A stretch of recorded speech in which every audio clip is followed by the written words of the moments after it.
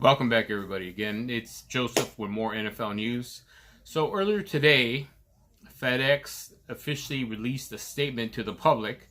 It was a letter that they had sent to Dan Snyder with regards to changing the name of the Washington Redskins.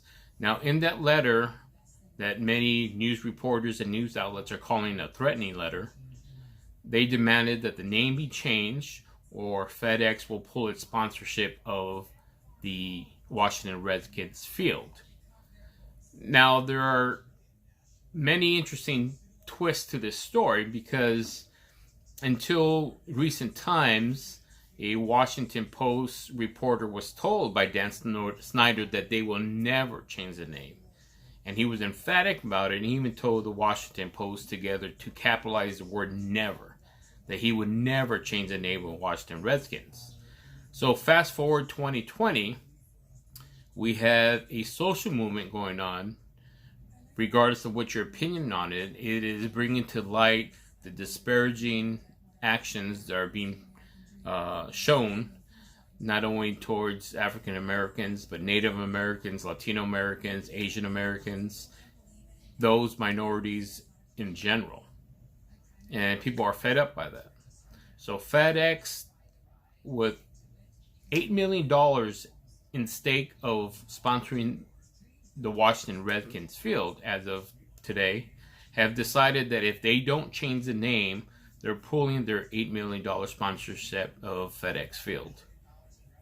Now, there are different proposals going on to see what they're going to name the new team. Now, the Redskins obviously is a derogatory statement towards Native Americans. It's in our dictionaries. It's in our history. Calling any Native American Redskins is derogatory. And so for it lasting this long, it's interesting. Little history, the Redskins got their name in 1933 after they moved to Washington from playing in Fenway Park. They were originally called the Braves, and they chose to change the name to Redskins. One proposal was calling the name Red Tails, that was highly popular amongst other NFL teammates of the now Redskins. And if you don't know anything about the Red Tails, they were a group of Tuskegee Airmen in World War II that were tasked for fighting alongside with the military Air Force. Now, the Tuskegee Airmen were African American pilots. For whatever reason, Dan Snyder said that he doesn't like that name. Speculation has arose whether it's not because they're honoring African American military pilots. One name that he wants to use is Warriors. Now, in 1999, Dan Snyder bought the rights to an indoor football team, and he was going to name them the Warriors. So there's arguments being made that it's just an easy switch over for him, that he wants to use a name that he's already paid for.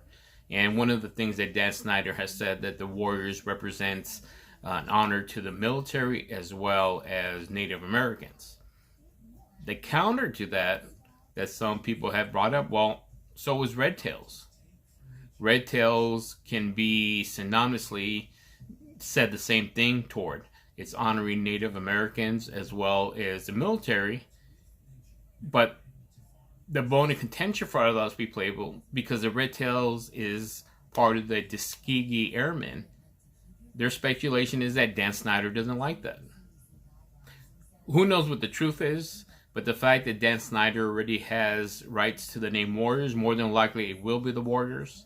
Unfortunately, it's taken this long to even consider changing the name of the Redskins. I understand nostalgia. I understand people don't like change. But it is what it is. He's choosing to go a different direction. More than likely, it'll be changed to the Warriors.